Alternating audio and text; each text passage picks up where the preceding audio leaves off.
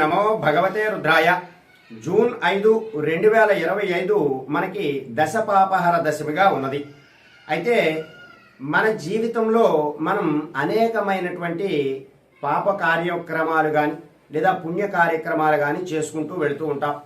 అటువంటి సందర్భాలలో మనకి ఉన్నటువంటి పాప ప్రక్షాళన కోసం అనేకమైనటువంటి పుణ్య నదులలో స్నానం చేస్తూ మనకి ఉన్నటువంటి ఆ పాప ప్రక్షాళన అనేటటువంటిది చేసుకుంటూ ఉంటాం.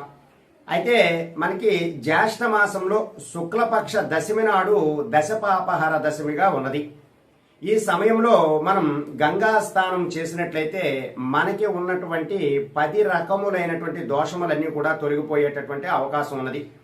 అయితే ప్రత్యేకంగా మనం గంగా స్నానం అక్కడికి కాశీ వెళ్ళి చేయలేనటువంటి పరిస్థితిలో ఉన్నవారు మనం ఇంటి దగ్గరే ఈ గంగా స్నానాన్ని మనం ఏర్పాటు చేసుకోవచ్చు.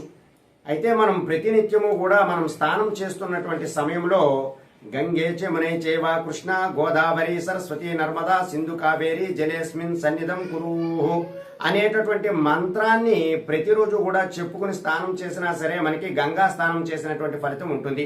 అయితే ఈ దశపాపహర దశమి రోజు మనం ప్రత్యేకంగా ఎవరికైనా సరే మనం మంచినీరు అందించిన లేదా గోవులకి ఆవులకి కానీ లేదా ఏదైనా మూగజీవాలకి నీళ్లను అందించినా సరే మనకి ఉన్నటువంటి పాపాలన్నీ కూడా తొలగిపోతాయి. అలాగే ఈ రోజునాడు మీరు ప్రత్యేకంగా ఒక గంగా స్నానాన్ని మీరు ఇంటి వద్దనే తయారు చేసుకోవాలి.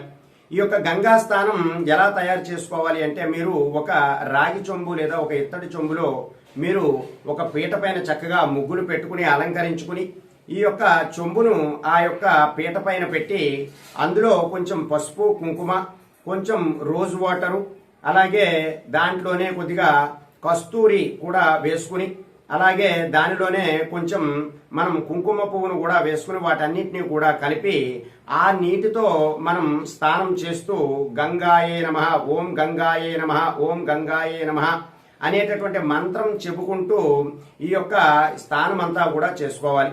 అలాగే ఈ తయారు చేసి మిగిలి ఉన్నటువంటి నీరు ఏదైతే ఉన్నదో మనం కొంచెం కొంచెంగా దాన్ని ఉపయోగించుకుంటూ ఆ రోజంతా కూడా స్నానం చేస్తే మనకి గంగా స్నానం చేసినటువంటి ఫలితం ఉంటుంది. అయితే ఇంకా మిగిలినటువంటి కొద్ది భాగపు నీరుని మనం ఆ యొక్క ఈశాన్య మూలలో మనం దేవుడి గది వద్దే ఉంచి మరుసటి రోజు ఎక్కడైనా చెట్టు దగ్గర వేసినా సరే మంచి ఫలితాలు అనేటటువంటివి మనకి ఉంటాయి.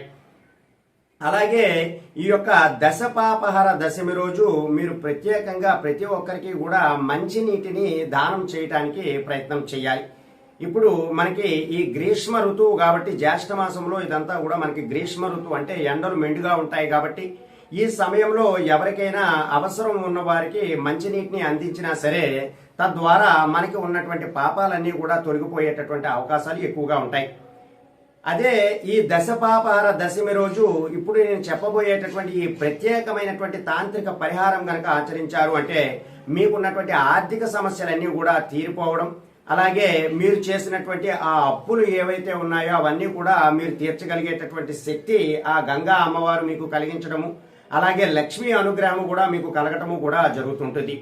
అయితే ఈ యొక్క పరిహారం ఎలా ఆచరించాలి అంటే మీరు ముందుగా ఈ దశపాపహర దశమి రోజు మీరు ఇప్పుడు నేను చెప్పిన విధంగా ఆ గంగా స్నానం అంతా కూడా పూర్తి చేసుకున్న తర్వాత మీరు ఈ స్నానానంతరం ఒక ఇత్తడి పళ్ళెము లేదా ఒక రాగి పళ్ళెమును తీసుకుని మీ యొక్క దేవుడి గదిలో ఉంచి దానిలో కొద్దిపాటి నీటిని వేసిన తరువాత మీరు 108 మల్లెపూలను లెక్కగా అమ్మవారికి ఆ యొక్క 108 మల్లెపూలు అష్టోత్తరం పూజ అంతా కూడా చేసుకోవాలి. లక్ష్మీ అష్టోత్తరం చెప్పుకుంటూ లేదా గంగా అష్టోత్తరం మనకి ఉంటుంది. ఆ గంగా అష్టోత్తరం కానీ లక్ష్మీ అష్టోత్తరం కానీ అమ్మవారికి చెప్పుకుంటూ ఆ 108 మల్లెపూలని కూడా ఆ నీరు ఏదైతే ఈ పళ్ళెం ఉన్నదో ఆ పళ్ళెంలో ఒక్కొక్క పువ్వును వేస్తూ అమ్మవారి యొక్క మంత్రం అంతా కూడా చెప్పుకుంటూ వెళుతూ ఉండాలి.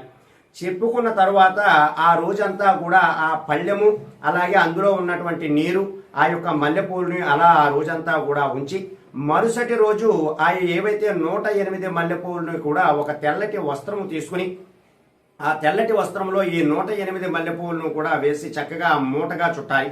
ఇప్పుడు ఈ మిగిలిపోయినటువంటి ఏదైతే నీరు ఉన్నదో ఆ నీరంతా కూడా మనం ఇక్కడ ఏదైనా చెట్టు మొదటిని పోసి అక్కడతో ఆ నీటిని అలా వదిలివేయాలి. తర్వాత మనం ఈ యొక్క 108 మల్లెపూలు, ఆ తెల్లటి వస్త్రము, ₹1 కాయిన్ కూడా అందులో వేసి ఈ యొక్క మూటగా కట్టాలి. మనం ఇందులో మనకి 108 మల్లెపూలు, అలాగే ₹1 కాయిన్, అలాగే ఈ యొక్క తెల్లటి వస్త్రము, ఈ మూడింటిని కూడా కట్టిన తరువాత మీ యొక్క పరిస్థితిని బట్టి, అంటే మీరు ఈ యొక్క ఈశాన్య మూలలో దేవుడి గది దగ్గర ఉంచుకుంటే ఎటువంటి ఇబ్బంది లేదు అనేటటువంటి ఉద్దేశం ఉన్నవాళ్ళు ఆ దేవుడి గది దగ్గరైనా ఉంచుకోవచ్చు. లేదా మీ యొక్క డబ్బులు దాచుకునేటటువంటి ప్రదేశం ఏదైతే ఉన్నదో, ఈ నైరుతి మూల, మనం సాధారణంగా మనం డబ్బులు దాచుకునేటటువంటి ప్రదేశం అంతా కూడా నైరుతి మూలలో ఉంటుంది కాబట్టి ఆ నైరుతి మూలలోనైనా సరే ఈ మూటనంతా కూడా అక్కడ ఉంచుకోవాలి. ఇలా మీరు ఉంచుకోవడం ద్వారా ఏమవుతుంది అంటే మీకు లక్ష్మీ అనుగ్రహం అనేటటువంటిది కలుగుతుంది. అమ్మవారి యొక్క అనుగ్రహం కలగటము, మీకు ధన ప్రవాహం అనేటటువంటిది పెరగడము, తద్వారా మీకున్నటువంటి ఆర్థిక సమస్యలు ఏవైతే ఉన్నాయో అవన్నీ కూడా తీరిపోవడము వంటివి జరుగుతూ ఉంటాయి. కాబట్టి ఈ దశపాపహార దశమి రోజు ఖచ్చితంగా మీరు ఈ తాంత్రిక పరిహారాన్ని ప్రతి ఒక్కరూ కూడా ఆచరించండి. ఎందుకంటే ధనం మూలం ఇదం జగత్ కాబట్టి మనం ప్రతి ఒక్కరికి ఆర్థిక సమస్యలు ఎక్కువగా ఉంటాయి. కాబట్టి ఈ సమయంలో మనం ఇటువంటి పరిహారాలు ఆచరించడం ద్వారా మనకి ఉన్నటువంటి ఆ సమస్యలన్నీ కూడా తీరిపోవడము, అమ్మవారి యొక్క అనుగ్రహం కలగడము, మనకి ధన సంపాదన అనేటటువంటిది, ధన ప్రవాహం అనేటటువంటిది పెరగటము కూడా జరుగుతుంది. కాబట్టి ఈ దశపాపహార దశమి జూన్ 5, 2025 నాడు ఈ యొక్క తాంత్రిక పరిహారాన్ని ఆచరించి మంచి ఫలితాలు అవి కూడా పొందడానికి ప్రయత్నం చేయండి. అమ్మవారు గంగాదేవి యొక్క అనుగ్రహము, అలాగే మహాలక్ష్మి అనుగ్రహము పొందడానికి ప్రయత్నం చేయండి. సర్వే జనా సుఖినో భవంతు. శుభం.